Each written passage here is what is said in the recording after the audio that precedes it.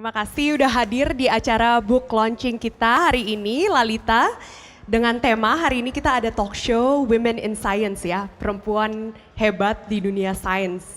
Pertama-tama aku mau mengucapkan congrats untuk Abigail dan juga Grace yang udah sukses book launchingnya kemarin hari Jumat.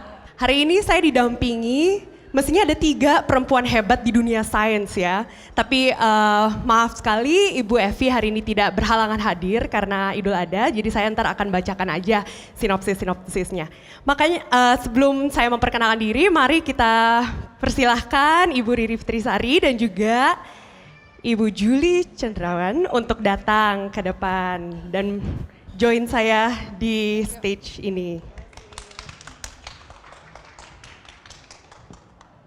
Silahkan duduk, Ibu. Saya juga duduk aja kali ya, biar enak ya.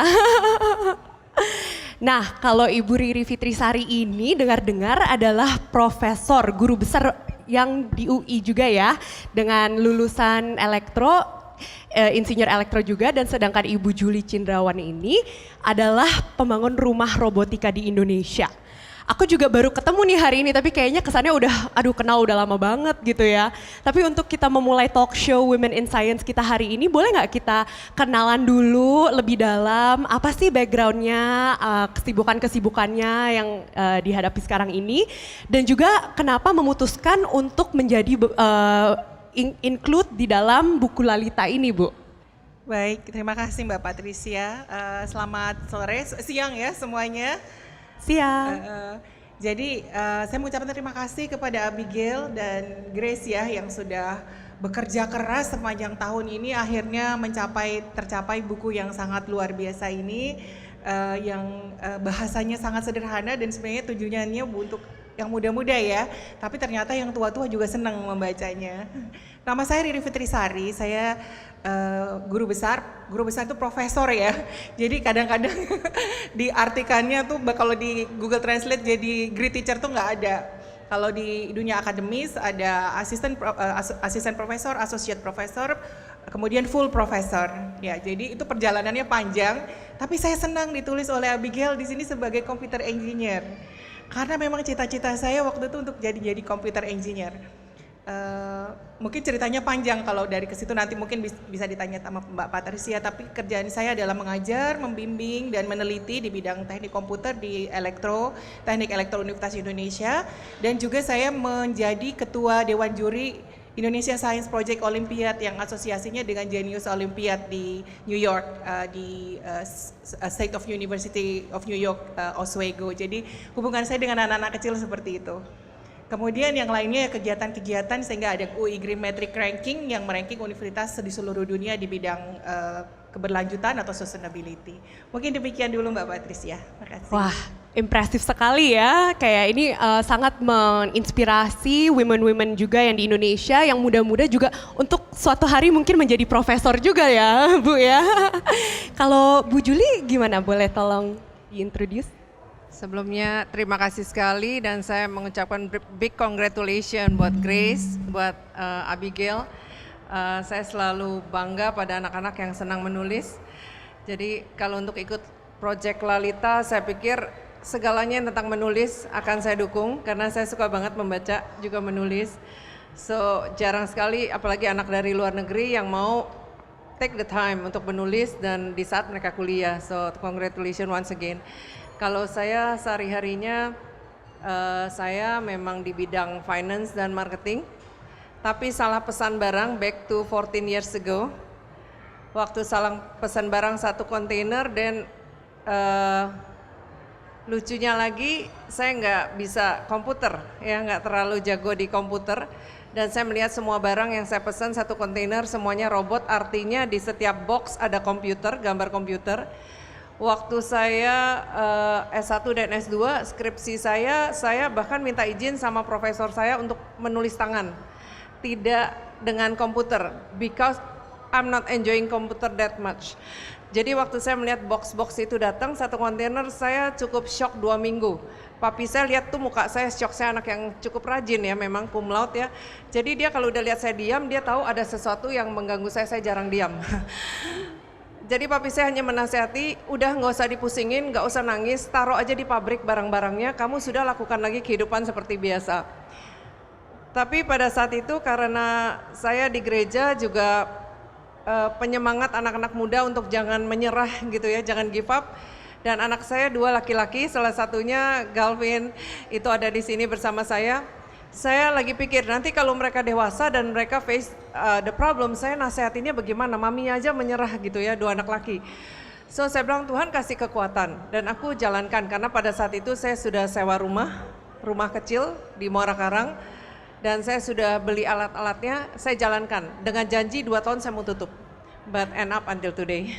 Wow, what a humble beginning. Dari backgroundnya juga bukan dari robotik, tapi sekarang rumah robotik tuh udah paling besar di Indonesia dan diketahui di seluruh negara juga ya. Wah, hebat sekali Bu Julie. Terima kasih introduction-nya juga Bu Riri. Aku cuma mau membacakan sedikit introduction dari Bu Evi Kartini yang mungkin belum bisa hadir hari ini, karena tadi aku sempat baca bukunya dan ada satu quote yang sangat menarik banget dari Bu Evi Kartini ini.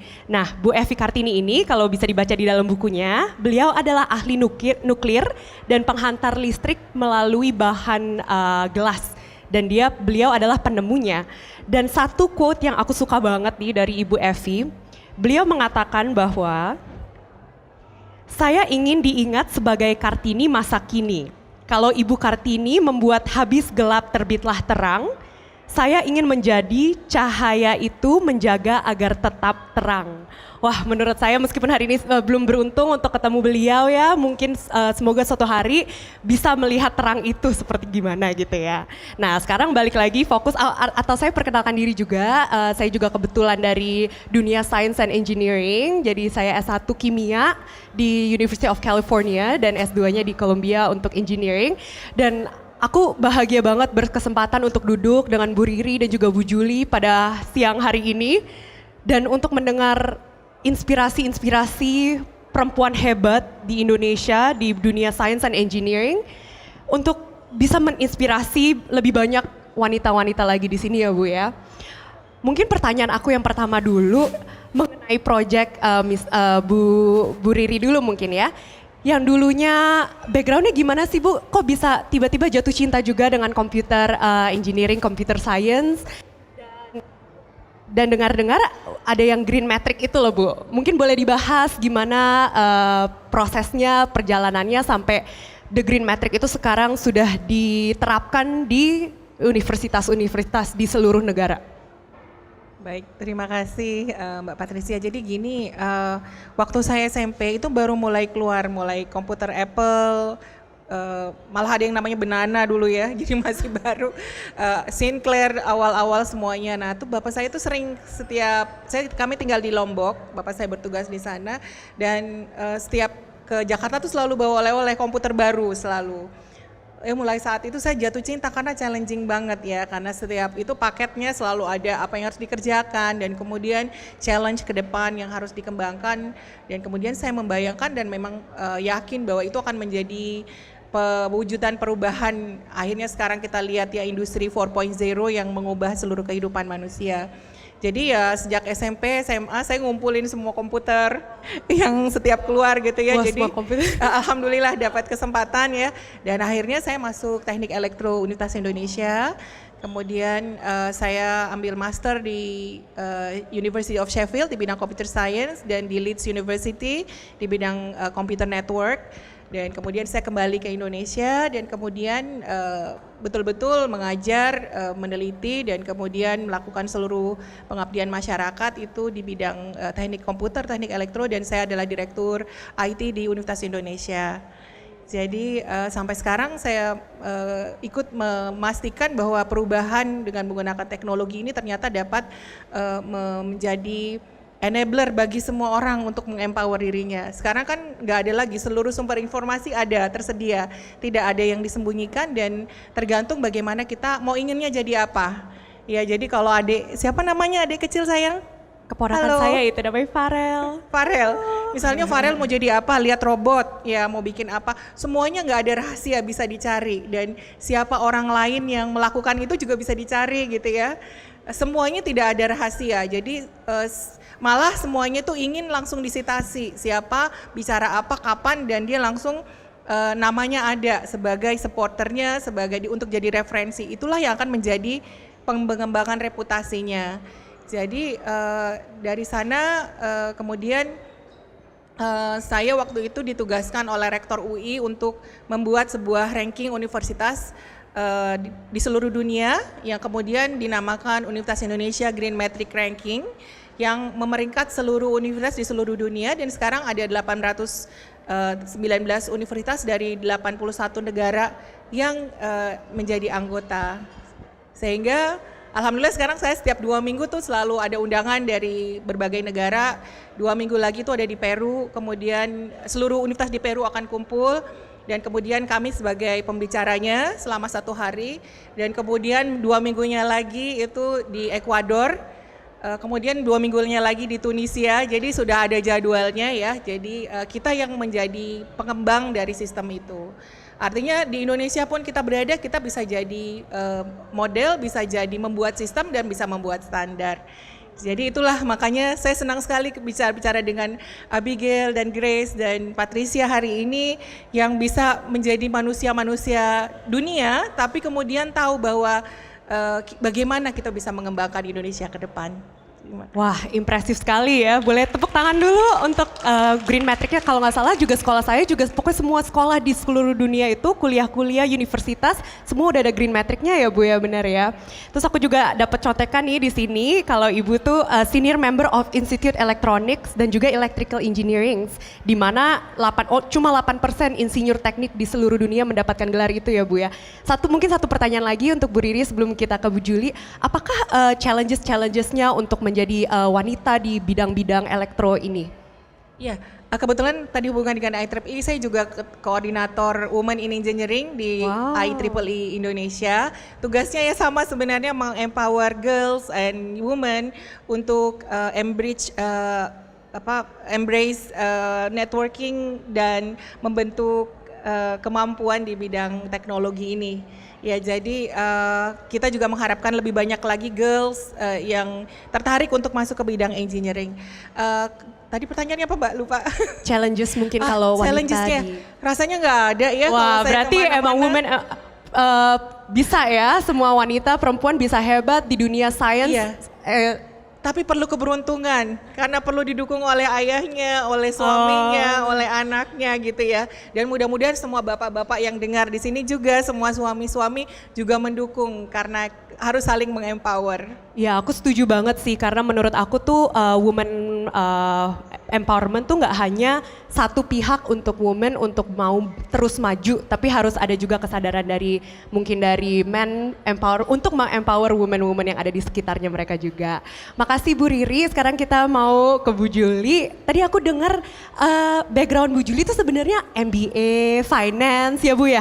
Terus aduh bajunya bagus banget itu, udah ada penuh dengan robot. Gimana sih ceritanya Bu, kok bisa jatuh cinta ke dunia robot? Maksudnya dari yang backgroundnya finance, apakah ada apa yang terjadi untuk menjadi suka dengan robot gitu? Kalau ditanya suka, saya udah 4 kali berusaha menutup bisnis ini. Makin besar, makin berusaha ditutup, makin besar. Jadi saya sampai pada satu poin bahwa rasanya ini Tuhan sayang Indonesia nih, mau Indonesia maju teknologinya. Ya sudahlah Tuhan, aku bertobat. Tapi kalau sekarang saya mesti kerjain, dalam arti yang saya nggak terlalu suka komputer, ya berbalik sekali dengan ibu yang jago ini. Aduh, saya sampai malu juga minder. Jadi rasanya belajarnya saya itu berlipat-lipat. Saya mulai belajar lagi dari ulang anak kecil punya urusan elektronik, saya belajar gitu ya.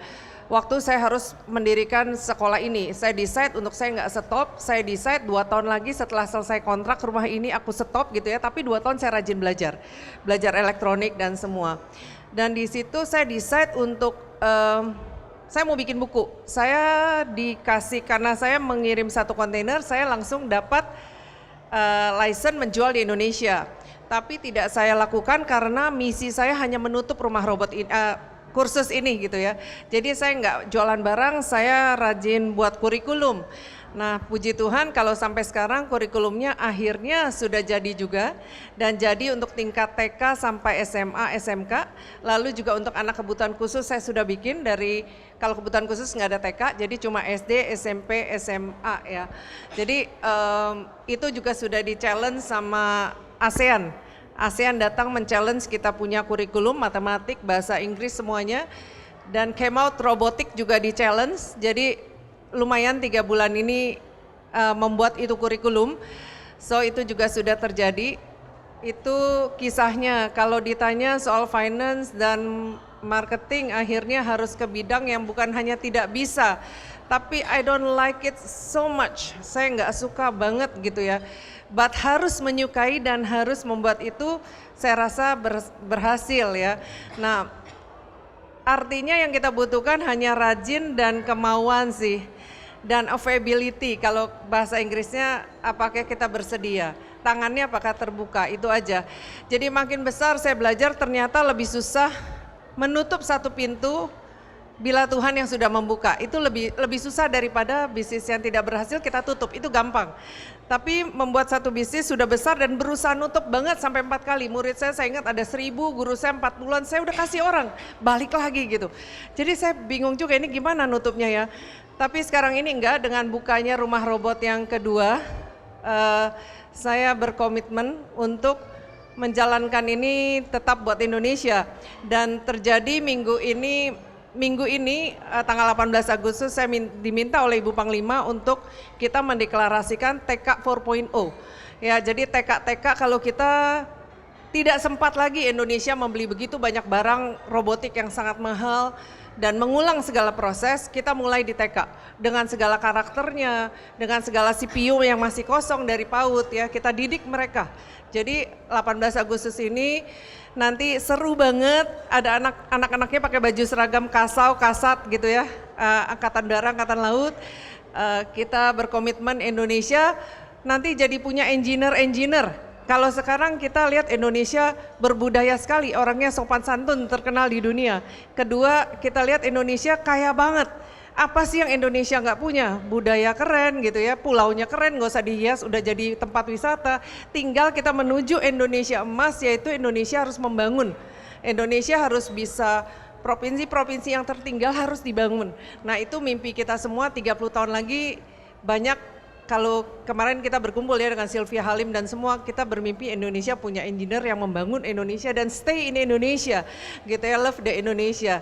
So itu menjadi mimpi saya pikir saya bertobat dari kepikiran untuk mau menutup terus, tapi aku berbalik ya, aku berbalik dan ini momennya kita membangun Indonesia ini 4 tahun ini. Jadi tergantung dari kemauan kita, bukan kebiasaan kita, tergantung dari rajinnya kita. Dan saya lihat yang membuat tidak berhasil, saya banyak 15 tahun ini, saya bergaul dengan banyak profesor, karena semuanya pendidik dan semuanya anak laki gitu ya. Saya melihat yang membuat tidak terjadinya suatu langkah adalah kebanyakan meeting, kebanyakan ngobrol, kebanyakan mendesain gitu ya, tapi langkahnya nggak ada. We are not moving forward gitu ya. Itu yang nggak boleh. Kalau kita membuat notulen rapat, baiknya dikerjakan. Bila notulennya ada 5, paling nggak 3 dikerjakan. Jangan cuma 1, nanti akhirnya lupa, keburu males. Ya, kalau memang mau notulennya jalan 1, ya bikin 1 aja, nggak usah sampai 5. Yang dibahas 1 aja. Gitu. Tapi kalau notulen kan panjang sampai 30, kadang-kadang saya dengerin 30, yang jalanin nggak ada 2, nggak jadi lagi, batal lagi. Nah itu kita memerlukan orang yang moving forward, yang fast.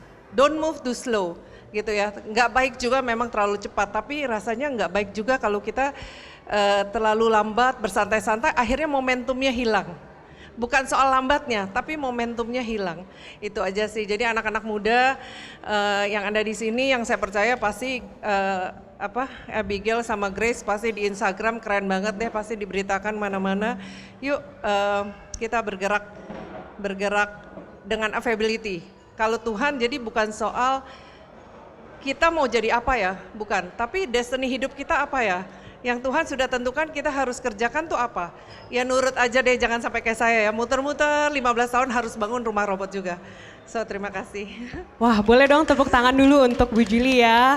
Hebat sekali Bu. Jadi semuanya kalau kurikulum robot semua di Indonesia tuh semua harus ingat Bu Julie adalah pelopornya yang semua yang menerapkan dibantu dengan banyak juga ya. Saya juga setuju juga sih Bu, semua orang mungkin juga ada panggilan dan juga ada passionnya sendiri-sendiri, di manakah itu kita harus menjawab passion tersebut gitu ya. Kalau misalnya ngomong-ngomong kayak gitu, apa sih angan-angan Ibu Julie atau Bu Riri untuk anak-anak Indonesia yang masih perjalanannya masih jauh gitu? Apa mungkin skill-skill yang harus di-develop dari kecil, dari zaman sekarang, atau tren-tren apa yang ke depan yang bisa untuk anak-anak di Indonesia ini tuh bisa jadi lebih fokus di dunia sains dan engineering ini? Kalau saya mungkin berpesan ke generasi muda, memang tadi sama dengan Bu Julie yang bilang bahwa kita harus move fast. Jadi karena dunia sekarang orang itu tidak punya waktu 24 jam lagi, tapi 31 jam per orang karena bekerjanya secara paralel. Jadi bagaimana kita mulai betul-betul menggunakan semua waktu yang kita dapatkan dan itu kemudian mengikuti passion kita juga, follow our heart ya mau jadi apa. Tapi di kiri kanan ini sudah banyak sekali tokoh-tokoh yang dilukiskan dan sudah diwawancarai, ditemui oleh Abigail dan Grace, luar biasa sekali dan mereka semuanya pasti adalah orang-orang yang sama tadi, bukan hanya berbicara tapi juga melakukan. The doer yang langsung melakukan dan move fast, tapi juga tidak lupa bahwa banyak sekali orang-orang yang disadvantage yang perlu dibantu dan tadi dengan berbagai macam cara dalam hal-hal yang fokus kita dapat membantu mereka.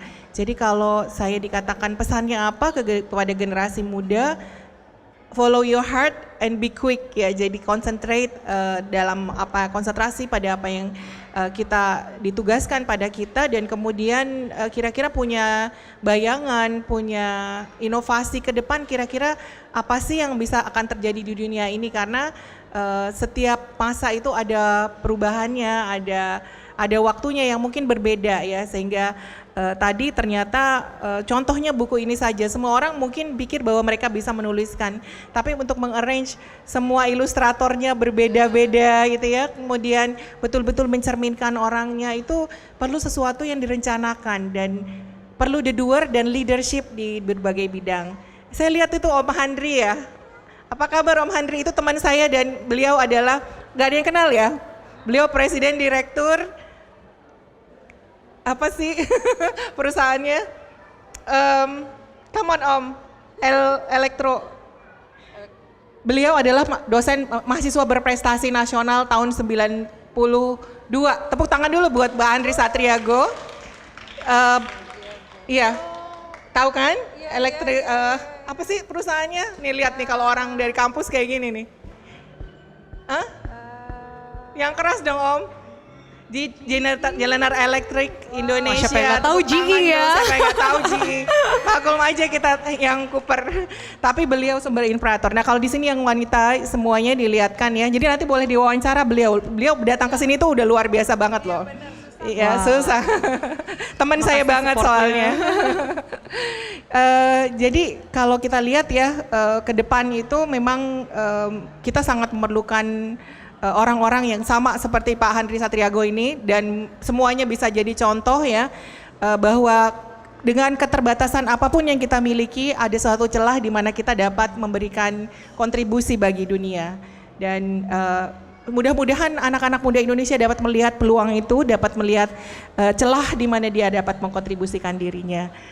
Jadi kalau tadi pertanyaannya Abigail, Bu kalau nanti back to 30 years ago ya tadi ya mau bilang apa kepada diri saya sendiri kalau bertemu, saya bilang just follow your heart because if you never know where you are going, any road will do, but do it well and you will get there.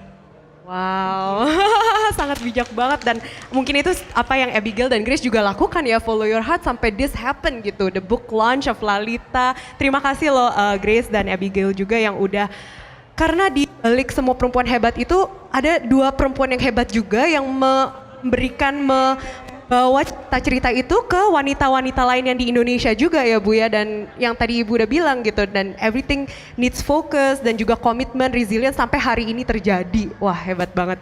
Kalau dari Bu Juli mungkin ada beberapa patah kata yang mau Tadi di-share. saya belum jawab soal baju. Saya berdiri dulu deh ya. Nah, biar Silakan Bu, fashion ini show. karakter robot saya.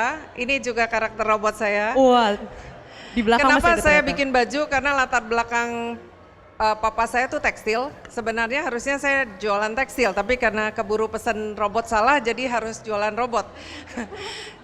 So, papi saya lumayan stres juga ngelihat saya nggak jadi bantu dia gitu. Kenapa saya membuat baju ini? Bukan karena papi saya tekstil, tapi karena saya diminta di IWAPI jadi DPP pusat IWAPI. Begitu saya masuk ke IWAPI, ke API, ke banyak lah gitu ya, karena puji Tuhan saya dapat banyak penghargaan, Kartini, Kebangkitan Nasional dan semua membangun Indonesia. Saya mulai ditanya setiap detik, saya ditanya, rasanya ketemu orang, apa itu robot, apa itu robot, sampai saya bingung jelasinnya apa itu robot ya. So saya bikin buku tentang Robot is my friend. Itu ada di situ bukunya, Robot is my friend. Lalu saya pakai baju, jadi kalau ditanya apa itu robot, saya nggak perlu banyak bicara karena cukup capek bicara terus. Saya tunjukin aja ini robot. Nanti kalau mau lebih tahu saya ajarin lagi lebih banyak gitu. Nah itu kisahnya kenapa ini. Tapi satu hal yang saya mau cerita, kalau ditanya angan-angannya apa kalau sekarang ini saya umur 11-12 tahun. Nggak ada yang mudah untuk menuju satu tempat. Kalau kita belajar dari anak TK harus ada tesnya dulu baru jadi SD. SD sampai kelas 6 ada tesnya dulu seperti anak tangga. Kalau jalan anak tangganya ada resnya lama karena udah capek, jalan duduk dulu, naik lagi. Jadi kalau suatu perjalanan seperti sampai hari ini, kalau saya dihitung nangisnya dulu itu udah sedanau Galilea kali ya, sudah besar banget nangisnya gitu. Kenapa? Mungkin beda profesional sama businessman, sangat beda. Yang bedanya adalah tadinya kita dari keluarga, maksudnya misalnya saya dari keluarga yang papa mama memanjakan sekali, yang hidupnya mungkin enak banget gitu ya, semua disediain. Tiba-tiba harus berhadapan dengan seperti politik, lalu sikut-sikutan di dalam bisnis kita dan semuanya. Sehingga yang harus kita punya adalah tetap balik lagi ke nilai norma-norma yang pertama, yaitu kelas 1 SD. Saya kalau masih ingat, budi anak yang baik, budi anak yang jujur, budi anak yang baik, jujur, dan rajin. 3 itu, saya pikir itu pelajaran yang sangat bagus sekali. 3 kata itu, baik, jujur, rajin. Cuma tinggal tambah 2 kali ya, yang satu tetap setia. Jadi jangan 1 tahun nggak berhasil mundur, 2 tahun mundur, jangan, lakukan aja yang terbaik. Lalu yang keempat mungkin emang jangan menyerah. Jadi 5 tahun yang lalu banyak sekali robotikan yang udah menyerah karena nggak pernah diperhatikan oleh pemerintah, nggak pernah didukung dan segalanya. Kalau buat saya kenapa saya nggak menyerah? Mungkin karena saya fokus di hal yang saya bisa. Tadi buat Ibu Ririn ya, akan sangat enak buat Ibu Ririn kalau dipanggil bicara dan dia bicara, karena dia jago gitu ya, nggak stres dia dipanggil bicara, makin seneng. Kalau saya dipanggil bicara mau nolak susah, title-nya udah Ibu Robotik gitu ya, mau nolak susah, mau nggak nolak saya sakit perut, bener saya stres banget gitu ya, saya jarang takut, tapi saya takut kalau dipanggil bicara, bukan bahagia seperti Ibu ini gitu ya. Takut sekali, apalagi yang paling menakutkan kalau saya dipanggil jadi juri. Saya sama Pak Wahidin teman baik beliau, saya tiap kali mau jadi juri, Pak boleh gak aku menyerah, boleh gak aku mundur? Aduh susah untuk kamu mundur Bu Juli, karena title kamu Ibu Robot. Begitu saya jadi juri, saya berhadapan dengan semua S3 jago-jago robot gitu. Lalu saya harus memandang satu alat dan menilai sesuai dengan penilaian para S3 ini, guru besar ini gitu. Ya itu butuh perjuangan, jadi nggak segampang seperti yang ibu ini, wah dipanggil bicara gitu.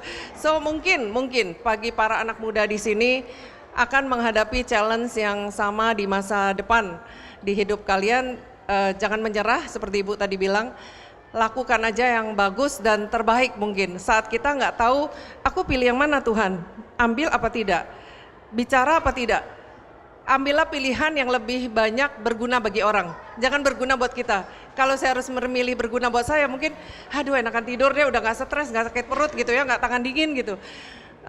Tapi kalau saya pikir lagi, iya ya, pilihlah sesuatu yang lebih berguna bagi banyak orang.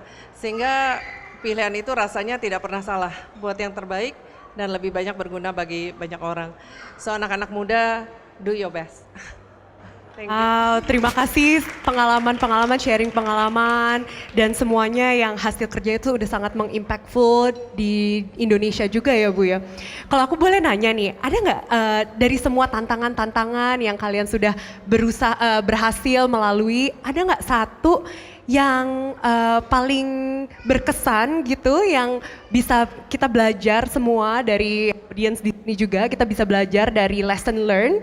Jadi gimana cara untuk bisa duduk di sini suatu hari bisa menjadi orang yang sukses dan juga perempuan hebat di Indonesia dalam bidang sains.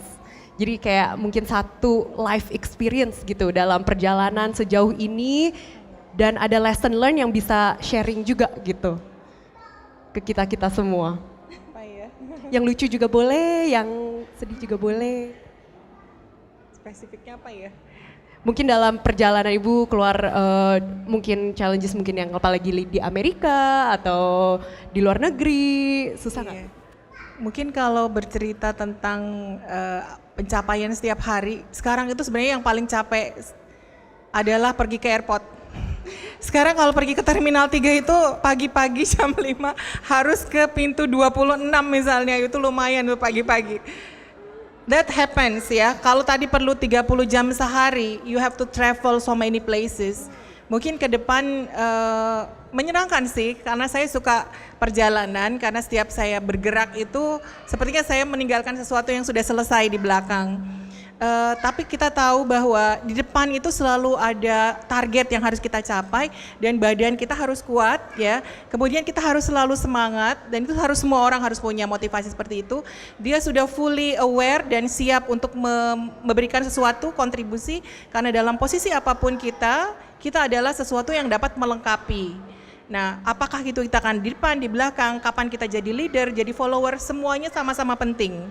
Nah, bagaimana kita dapat menikmati? Karena kalau saya lihat sekarang, oh itu susah, saya nggak mau ngerjain itu.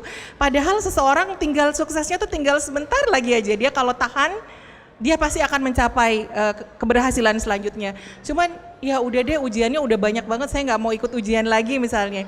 Ya ikut GRE misalnya, besok ujian lagi, sit down for 6 hours ujian gitu ya. Itu sesuatu yang sudah biasa bagi orang.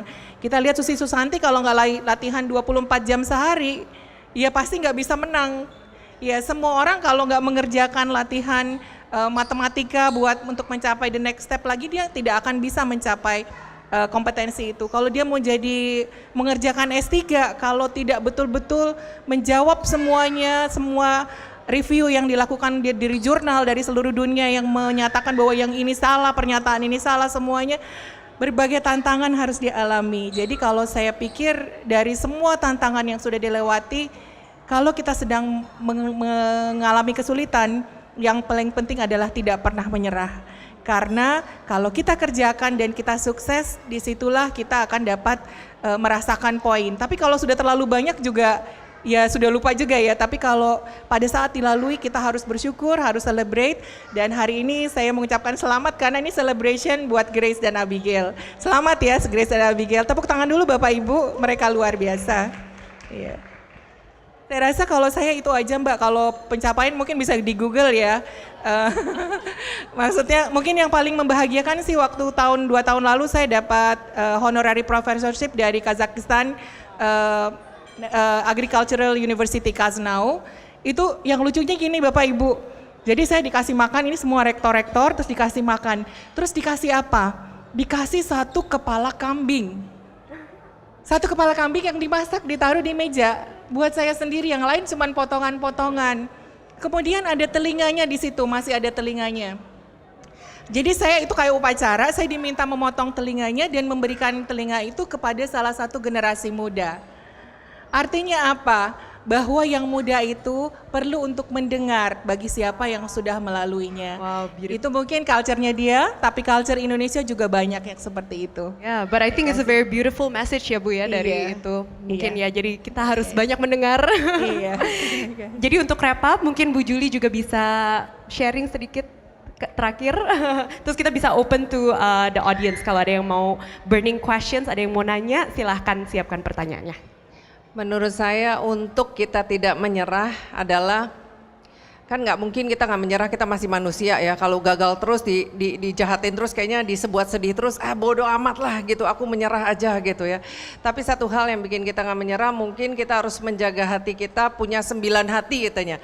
Jadi kalau kita lagi kesel di hati yang ini, punyalah hati yang lain sehingga kita kuat nggak menyerah gitu. Di segala situasi saya bergaul dengan banyak culture, banyak budaya. Mungkin bukan di Indonesia aja, suku bangsanya begitu banyak dengan gaya bahasa dan sifat yang bermacam-macam. Saya pribadi misalnya rasnya Chinese itu sangat berbeda dengan kesopan santunan orang Indonesia yang asli Indonesia yang sangat high people, high rank people itu sopan banget gitu. Saya belajar banget, belajar sungkem, saya belajar berterima kasih, belajar santun itu banyak belajar. Belum lagi dengan luar negeri.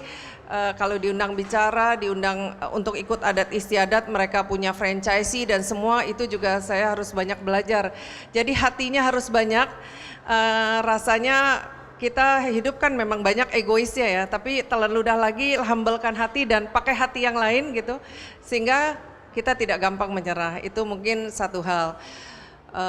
Kedua yang paling harus itu juga saya pelajari banget, jangan mudah untuk grumbling, menggerutu. Dengan tidak menggerutu kita punya kekuatan baru. Semangat itu memang benar kata Ibu, nggak gampang loh pagi-pagi harus bangun jam 3 lagi untuk sesuatu yang kita nggak suka dan kita senyum. Nggak gampang banget. Apalagi hati kita lagi keselnya itu kan banyak hal, bisa keluarga, pembantu pulang kampung gitu kan, semuanya namanya mami-mami ya, bukan yang ini keselnya aneh-aneh juga, yang biasa-biasa tapi membuat kita hal kecil sangat besar. Ya itu tadi saya bilang, kita dengan tidak menggerutu rasanya semangat kita ada terus. Ya jadi energi kita nggak terbuang untuk hal yang kita harus kesal. Nah itu dua sih, hati kita harus banyak, tarik nafas banyak-banyak gitu ya, dan tidak menggerutu dan bersyukur, itu aja sih. Ya. Wow, terima kasih. Boleh tepuk tangan ya. Terima kasih untuk pembelajaran-pembelajaran yang sangat bijak juga, dan kita akan mendengar pelajaran ini dan mencoba menerapkan di hidup kita juga.